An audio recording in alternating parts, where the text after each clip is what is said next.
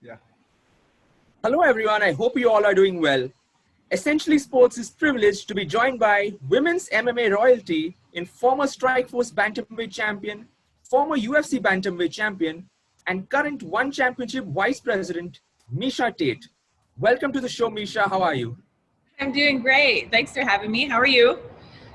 All good, yeah. It's just with the lockdown. And speaking of lockdown, how has it been for the past few months in Singapore with respect to the coronavirus, the lockdown, and anything that you have experienced differently on a personal level with the pandemic? Yeah, so I mean, Singapore has been phenomenal at managing the coronavirus. I feel really safe here, but I will say not being able to travel outside of Singapore has been really hard. As an American who is used to lots of space, and I just imagine myself like if I was in the US right now, which is a crazy place to be, but if I was, I would probably be like road tripping somewhere in an RV or camping or just, getting out in all the space that we have. And this island here has become really small, and I feel a bit claustrophobic. I mean, all these great places to travel around in Asia are just so close, but we're not allowed to leave. So that's been really challenging, especially for me with my job, like ever going from fighting even to being a VP of One Championship. I mean, I was traveling for every event and then some.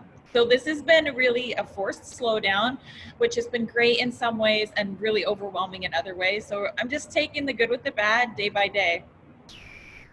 The move to another country was a major decision, and you did it with your entire family. Was that a big step? Was there a lot of thought involved in it, or it's like, let's go, let's explore? It was more of a let's go, let's explore. Like once we made the decision, then, I mean, there was a lot to it. Obviously, to get up and move your family across the world is no easy feat, but it just felt like the right thing to do. And it didn't take a lot of thought for me. And I've always been that way. Like since I started fighting, I mean, I fought on like 2 weeks notice with my first fight, with never in my wildest dreams ever thinking about fighting before. It's not like I grew up with something to prove and a chip on my shoulder, and so I had never been in a fight before, but I just like, it feels right in the moment. I'm one of those people that just is willing to take advantage of even the strangest opportunities or the coolest ones, or risky ones, moving across the world. Yeah, that's just part of my personality. I like to get up and go and do things. You recently had a new addition to your family, and you became a mother for the second time. And can you take us through how joyous that experience was and how that has changed you over the last few weeks? It's been hard, I won't lie. So our little one is just 7 weeks old right now, and it's been an adjustment. We have a 2-year-old, and it's hard. Sometimes you're not sleeping at night, and then your daughter she doesn't care in the morning. Like our 2-year-old, she does not care how much we slept because she had a great night's sleep. So and then we had the lockdown, we had to battle all that, trying to keep a 2-year-old busy. She had like no children to socialize with. That was crazy, but it's also been incredible, and our son is starting to like smile back, getting past that newborn phase, and he's just wonderful. And we had a crazy birth experience. Like we ended up, I don't know if we ended up having the baby at home on accident. Yes. So that was intense, but I guess I'm not good at planning births, because my first one I wanted to have at home, and it ended up having to transfer to the hospital after like 3 days of labor. And then this one came in just 3 hours, and we planned to have it at the hospital, but we had it at home. So yeah, it was crazy. I think I over answered your question, but it's been quite an exciting journey over this way. Your time at ONE too has been an exciting journey. And when the COVID-19 came along, all sports came to a stop. And obviously the economic impact has hit not only sports, but entire organizations. Unfortunately, ONE too was hit, and regrettably they had to part way with a certain percentage of the workforce. Now, how has that been in terms of steadying the ship and getting back on track? It's definitely put, different workloads in, like, it's kind of had to consolidate the workloads, if you will. So there's a lot of people who really have had to step up to the plate and do, more than, maybe a little bit more than what they're used to. But at the same time, we've also kind of had again, a forced slowdown with the company where, it was a lot of work just trying to get to putting on that live event. So, we are back to events now. Obviously they're closed.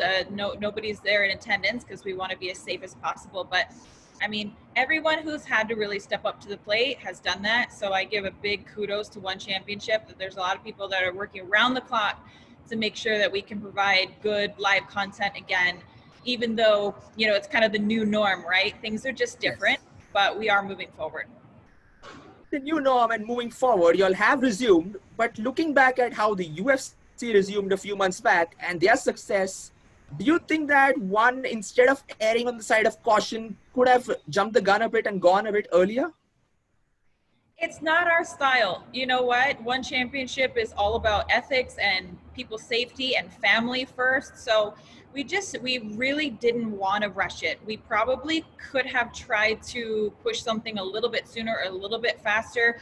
But to be honest, I feel like this was like slow and steady was the key for us. And, health and safety is important. And, the UFC's done a great job as well. Like, they're doing their thing, and we're happy for them, but we're doing our thing over here, and it's been great for us. So again, we're throwing live events. Took a little bit longer, but we really wanted to be safe. And there's also some other challenges that we had too, with borders really being closed. Like here in Singapore, the borders are completely shut. So you can't just throw an event and bring fighters in. So we've had a lot of challenges with that. So I'm really proud of the team and how hard everybody's worked to get those shows going again.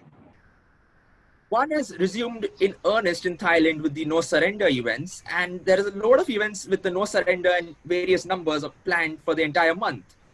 How many more events does ONE have in the pipeline for the next few months? Actually, quite a bit. We definitely want to make up for lost time. We want to move forward and get used to throwing events in this fashion. So we certainly have our work cut out for us, but speed bumps are not end alls. We're not getting, we're not facing any closed off walls. We just are facing different challenges that we kind of have to negotiate and work around, but we're doing just that.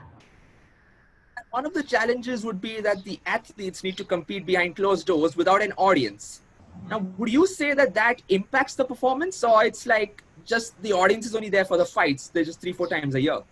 Well, let me say this, it definitely changes the atmosphere. You can hear your coaches and cornermen and or officials and sometimes you can hear a pin drop if everybody's silent, which is so weird if you've never experienced that before. I have been in those situations before, but a lot of fighters haven't, and it will be an adjustment. And this, again, fighting is very individual, so each fighter is going to have a totally different response to that.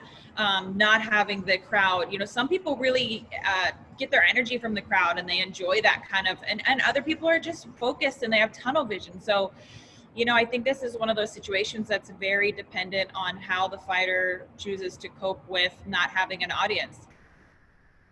Depends on the individual is what you're saying. And also, how long do you think that the athletes would have to compete behind closed doors? When is the possibility of having a certain percentage of an audience in the arena? Has that never crossed your mind?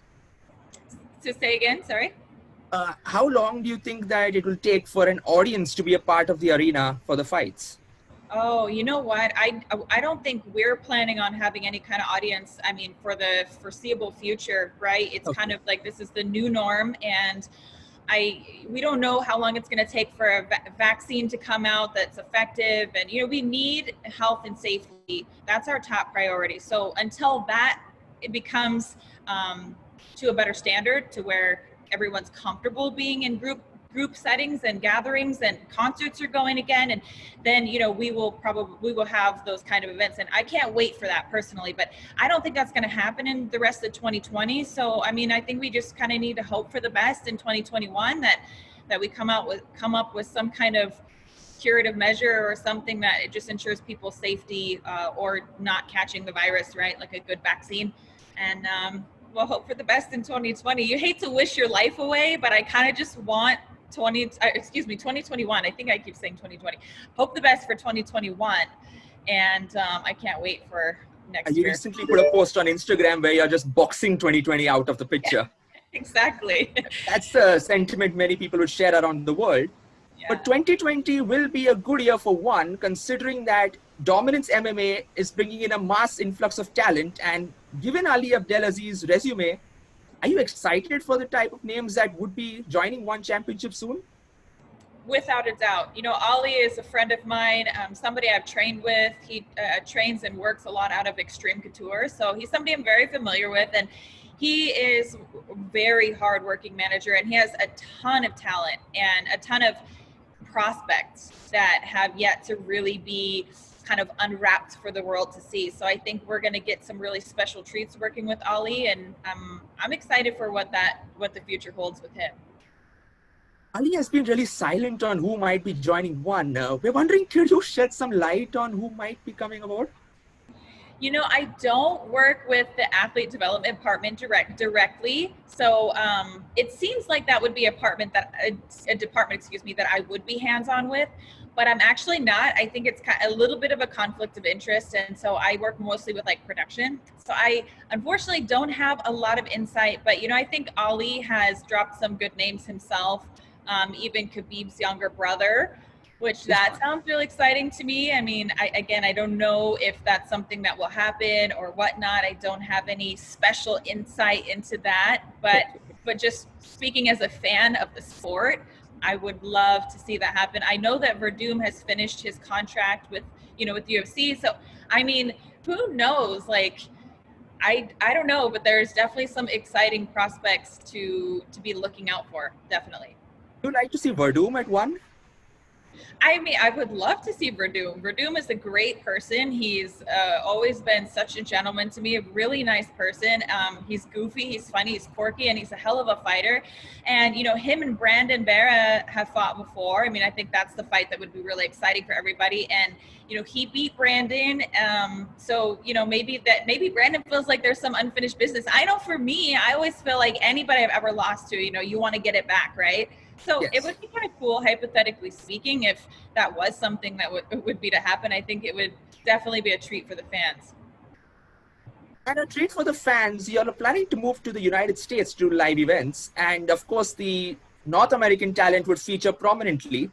Now, those plans have been scuppered due to the coronavirus. And when would you all be ideally considering having an event in North America where you have competed for a large part of your career?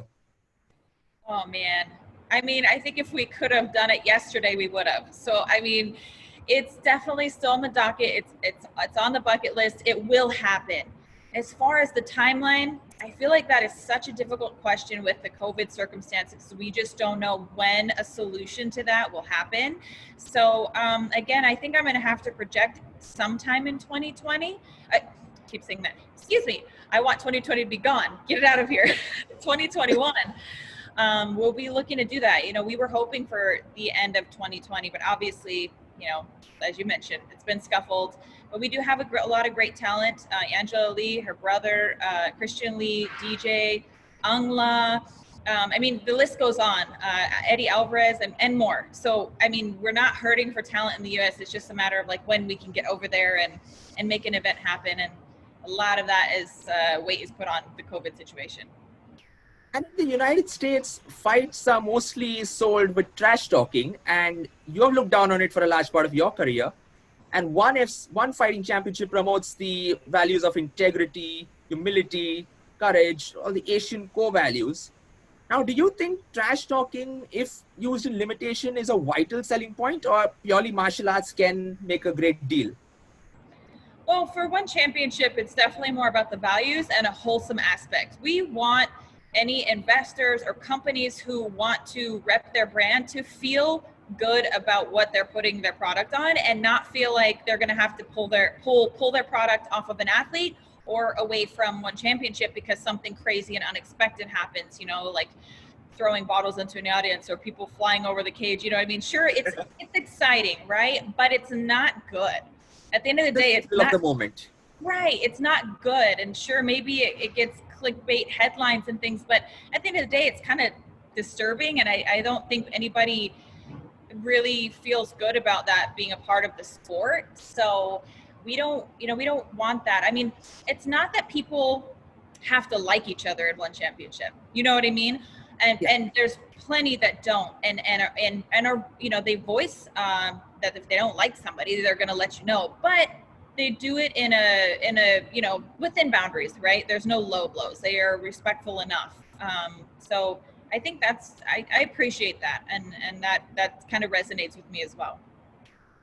Having been a part of women's MMA ever since it started receiving mainstream attention, and how do you feel it has evolved over the decade, where in the earlier part of the decade you were a competitor and a champion, and now behind the desk, how do you feel it has evolved in terms of in-ring competition, level of athletes, and in pay as well?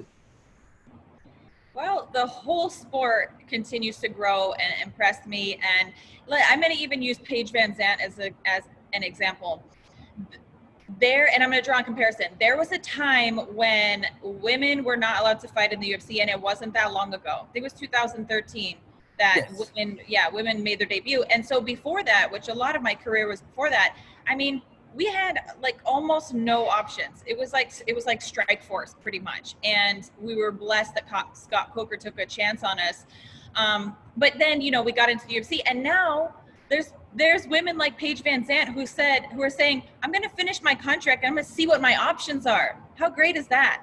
You know, so she has options, potentially. Who knows what will happen with her, but it's great to see that women are not only, you know, getting by with fighting, but flourishing, you know, and getting paid better. And I still want to continue to make a difference here in Asia, because not everywhere in the world, you know, is everybody celebrating the martial arts form for women as well as they are for men. So there's still work to do, always work to do, but we are chipping away.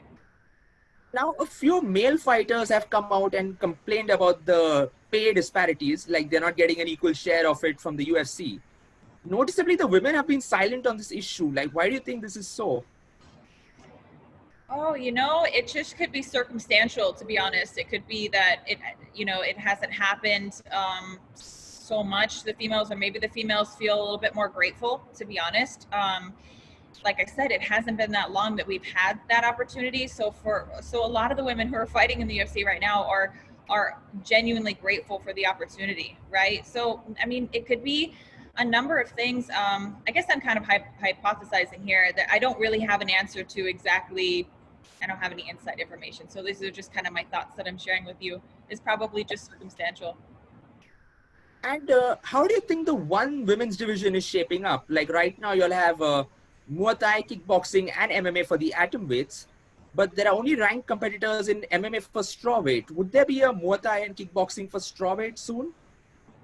Yeah, I mean, we're continuing to develop on those divisions and fill them out and find more talent. You know, I think everybody has to keep in mind, you know, that One Championship is still a pretty young company too, and so we're uncovering talent regularly and building these divisions, and we already have some really badass females, but you know, it takes time to develop full and solid and you know, and rankings too. I mean, they take a lot of work and they take a lot of dedication to that. So we just, I guess it's a culmination of things. And to answer your question, yes, that's coming.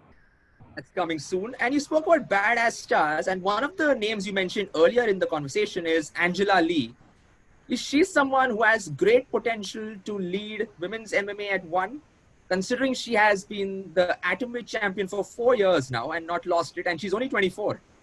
She is incredible. Angela Lee is the total package. She's one of the nicest people you ever meet, and she can fight her ass off. She is just a beautiful monster, and I love her. She's great. She will, without a doubt, she already is, you know, a great pioneer of the sport, and, you know, really an icon for women. You know, she's Singaporean too, so she's got this great cultural presence for a lot of women coming from Asia, you know, that not everybody can say. So I think she's leading by example, and I think she kills it, not just for One Championship, but as a person.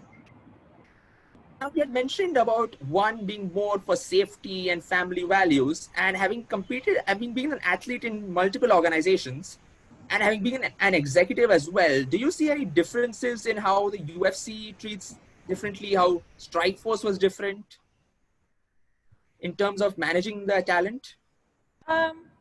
Yeah, I mean, they are. They're each promotion is definitely different. But I think for me, you develop relationships with people inside the organization, and relationships can differ. I mean, you have different friends, you have different coworkers, you have all different things. So I wouldn't, say it's something that is pinned so much exactly on an organization as it is those relationships that you have within the organization. I had great experiences in Strikeforce, I had great experiences in the UFC, and I've had amazing experiences so far here in ONE FC. So maybe it's just people who love martial arts are just really cool. I don't know. Like, I've always had really great experiences, so I have little to no complaints on any end of it. So maybe that's what it is.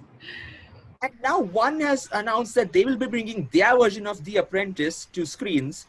How excited are you, considering that it's a sport organization and they're having a reality series to promote the business side of things? It's not been done by the other promotions before. What do you make of this?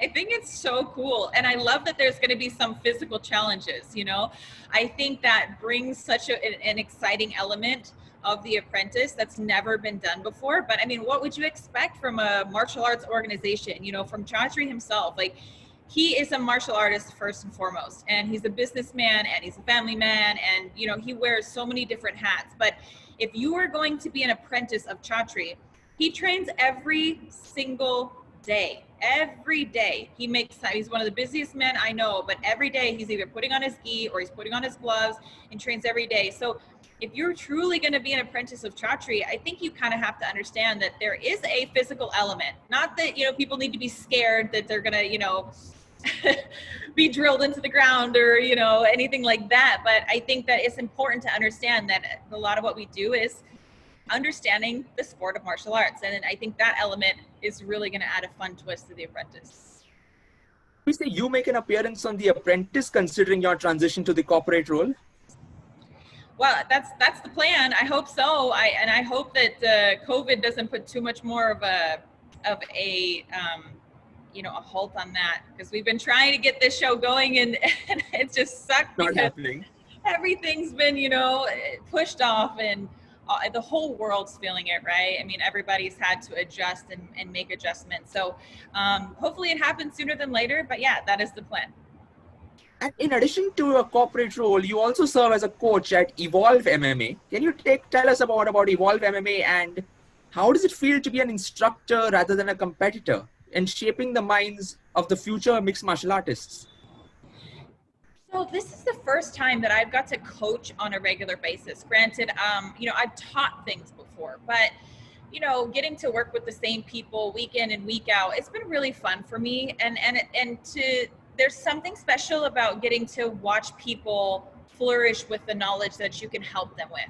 And I really enjoy it. I like coaching. I work with the amateur team primarily, and they're great. They have a few really great fighters and some people who just like to come in and train, and it's just fun to share knowledge. And I learn things from them as well.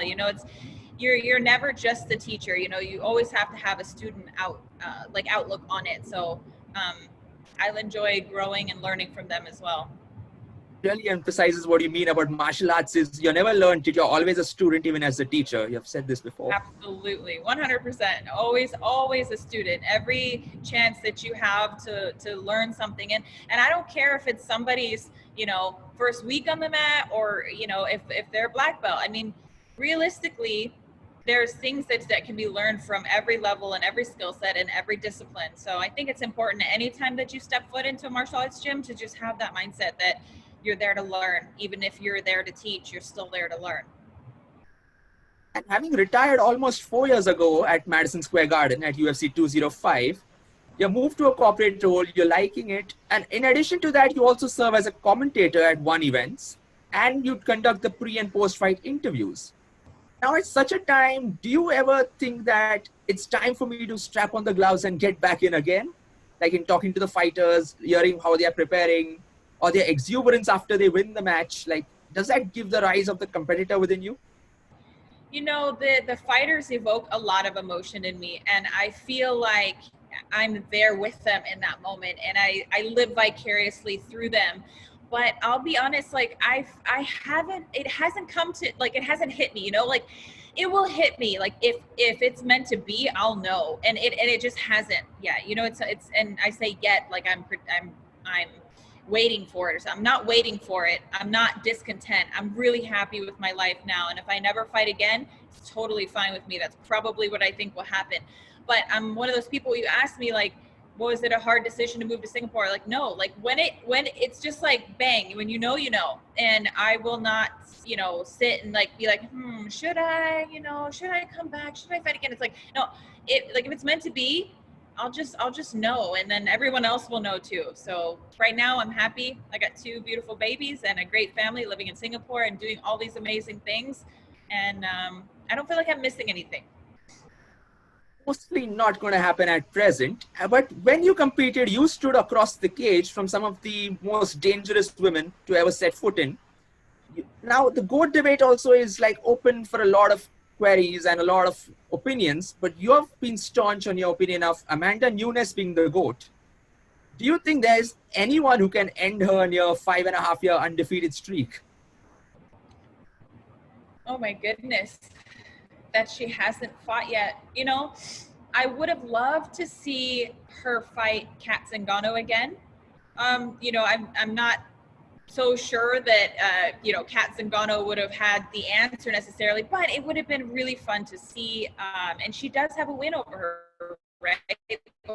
Before she went on that really hot streak. So right now it's hard to point to anybody and be like, oh, that's the woman, you know.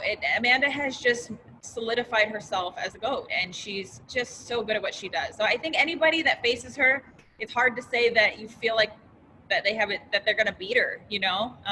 But I love watching her fight. She's a hell of a woman. I think she's cleared out the division pretty well. So we'll see what's next for her. You see her last match at UFC 250 against Felicia Spencer?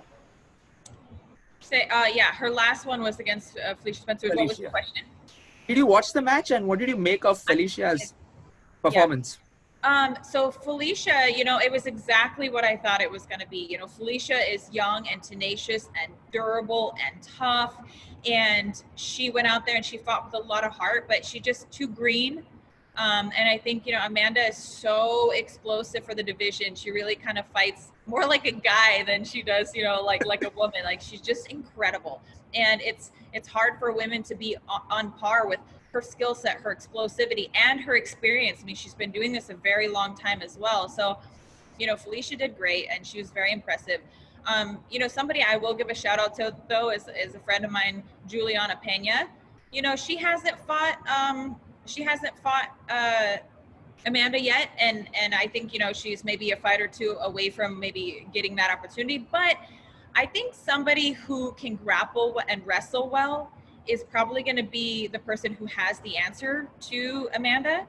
So, you know, we'll see if somebody can maybe get her down, drag her down to the ground, and maybe snatch something that she's not expecting in the way of submissions. I don't see anybody beating her in the striking department.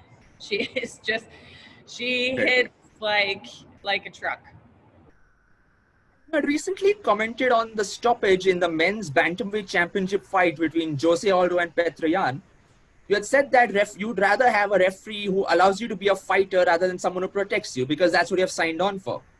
But at times the referees do get a lot of stick for letting the fight go on and endangering safety. Now, what is your take on this? Are the referees under too much of pressure? Oh, the referee, that is such a thankless job. People, you know, are never going to be totally happy. And it's really tough because I know it's in the heat of the moment, and they don't even have the same viewpoint that we do sitting at home, comfortable, relaxed, and from our TV, you know? So you have to understand what a difficult job that is. You know, and their job is to protect us, but it's also to understand us.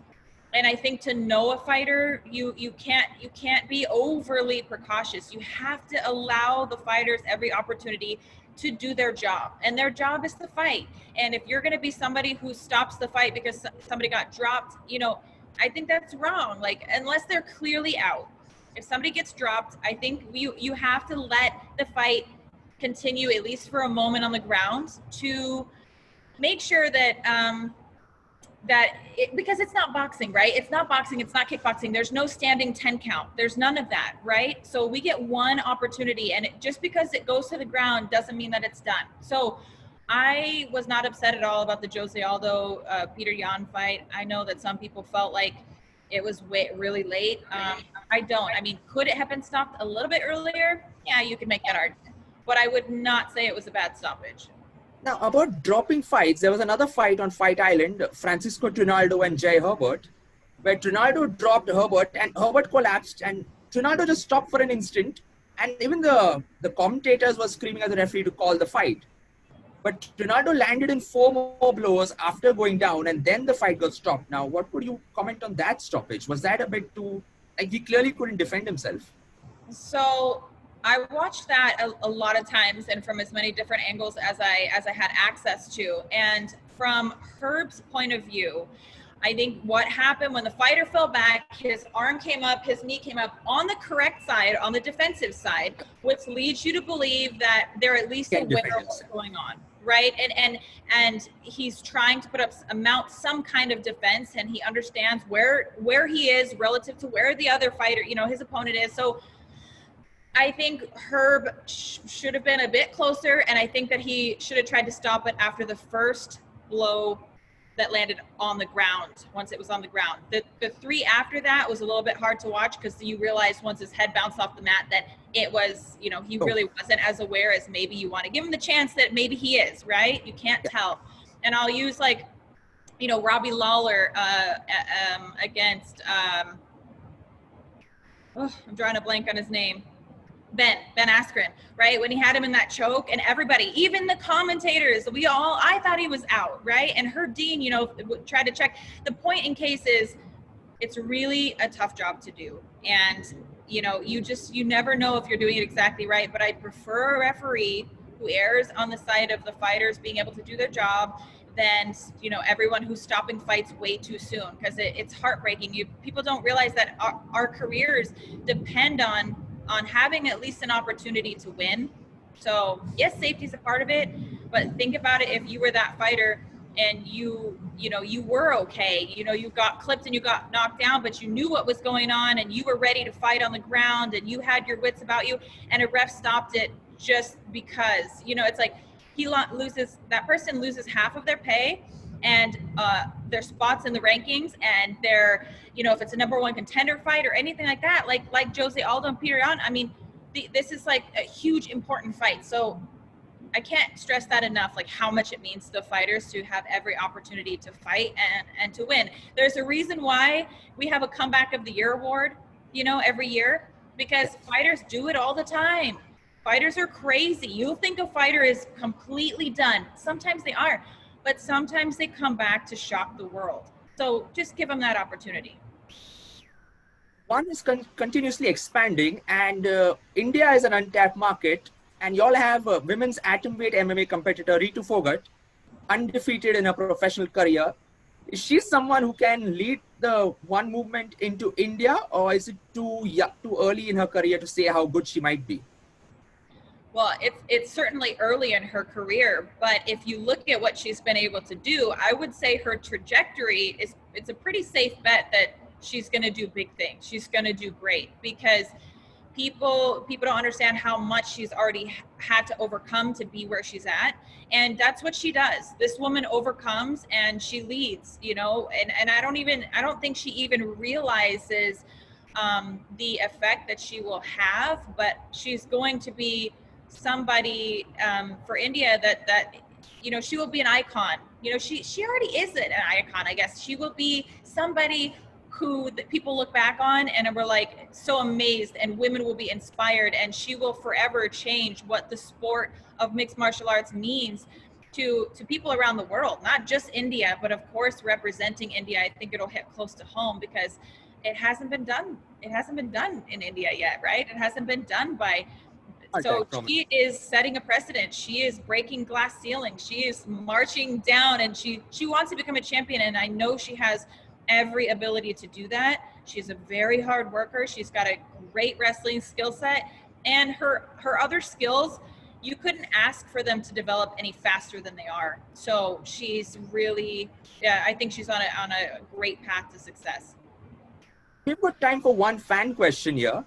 Sure. One fan is asking us, which is the one fight that Miesha Tate would love to have a do-over in her career? The one fight, I want to Yes. pick more than one. Okay, just one.